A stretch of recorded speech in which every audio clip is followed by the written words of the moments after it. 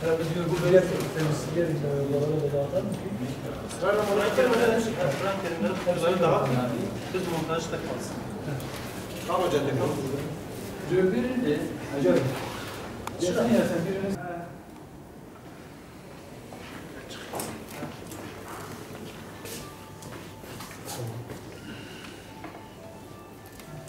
Geliştirelim.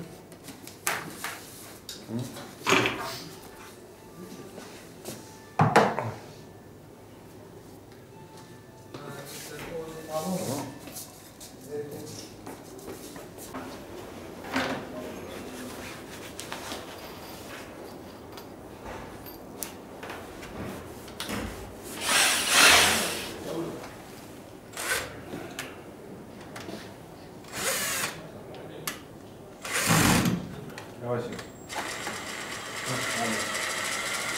Solda yavaş olsun. Getir onu ayarlayayım.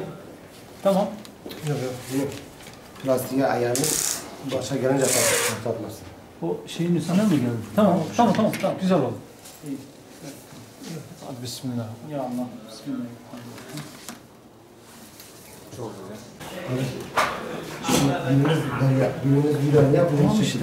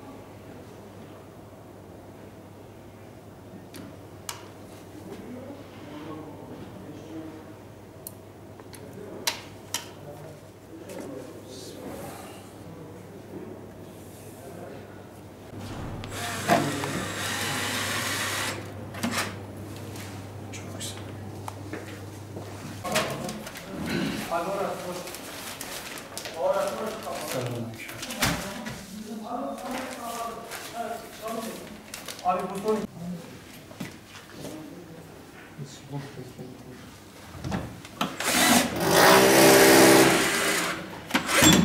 Fazla sıkıntı.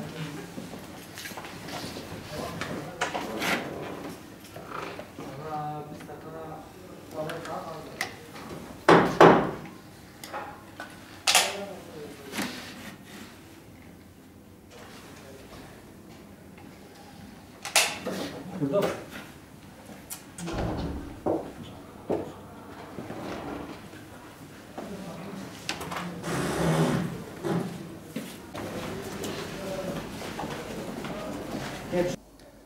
Devlet hastanesine yatan hastalarımızın dini vecibelerini rahatlıkla yerine getirebilmeleri için böyle bir çalışma yürüttük.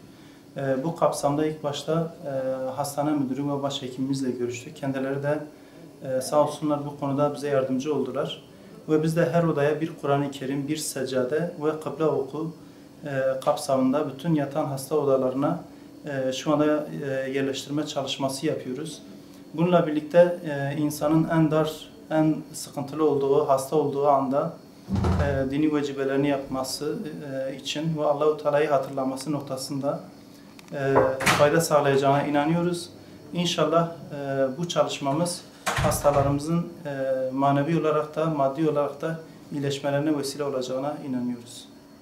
Abi Allah hayrınızı kabul etsin. Güzel bir çalışma, gerekli olan bir çalışma. Yani bu hastanelerde gerekli olan bir hizmette. Seccade olsun, Kur'an-ı Kerim olsun. Allah yapanlardan razı olsun. Allah bu hayra vesile olanlardan razı olsun diyorum. Benim ismim Ali Yıldız. Ben bu hastanede çalışıyorum. Böyle bir uygulamadan çok memnun olduk. Allah peygamber size razı olsun. Böyle şeyler sevap olmuş. Allah razı olsun. Çok sevindik. Allah hayrınızı kabul etsin. Sağ olun, var olun.